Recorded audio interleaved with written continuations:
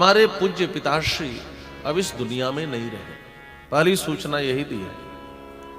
और यहां महाराज श्री दशरथ के लिए 3 शब्द का प्रयोग भैया भरत ने किया है। धीमान यायजूकः सताम मतः। धीमान माने बुद्धिमान, हमारे पिताजी बुद्धिमान थे। यायजूकः माने यज्ञ करता थे। उन्होंने जीवन में बड़े बड़े यज्ञ संपादित किए। राघव भैया अश्वमेध यज्ञ किया, उन्होंने पुत्रेष्टि यज्ञ किया, उन्होंने वाजपेयी यज्ञ किया, उन्होंने राजस्वी यज्ञ किया, उन्होंने बड़े बड़े यज्ञ किए। और एक यज्ञ उन्होंने ठाना, उस यज्ञ का नाम था राम राज्याभिषेक यज्ञ।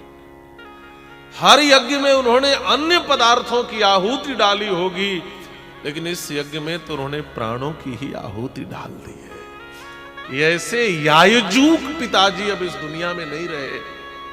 और तीसरा शब्द है सताम मतः। सज्जनों के द्वारा किसकी मति का आदर होता है? का अंतिम समय में जिसकी मति में श्री राम हो। भागवत में भगवान सुखदेव कहते हैं, राजन जन्म लाभः परः पुरुषाम अन्ते नारायण स्मृति। जन्म किसका सार्थक है? कहा मरते समय जिसकी मति में भगवान हो। किसी की जिंदगी अच्छी रही है, इसको कैसे जाना जाए? कहा उसकी मृत्यु को देखो। उसकी मृत्यु में क्या देखें? कहा मृत्यु के समय यह देखो कि उसकी मृत्यु के समय उसकी मति में, उसकी स्मृति में नारायण है कि नहीं। यदि मति में नारायण है तो समझना इसका जीवन अच्छा रहा है, और अंतिम समय में बुद्धि में संसार हो तो समझ लेना इसने यह जीवन बेकार कर दिया। ऐसा ही होता है। आज भी समाज में कोई मरने वाला हो तो लोग घेर कर खड़े हो जाते हैं। बेटा कहते हैं दादाजी पहचाना, पहचानो पहचानो, मैं बड़ा वाला, मैं मझला वाला, मैं छोटा वाला।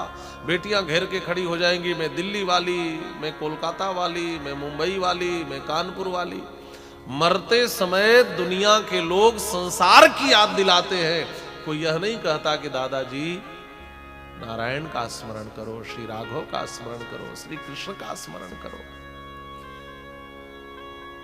किसी की जिंदगी अच्छी रही है यह जानने के लिए मृत्यु को देखो। और मृत्यु के समय यदि स्मृति में नारायण है तब तो जीवन का लाभ मिला, नहीं समझ लो इसका जीवन बेकार चला गया। हमारे पिताजी को जीवन का लाभ मिला है।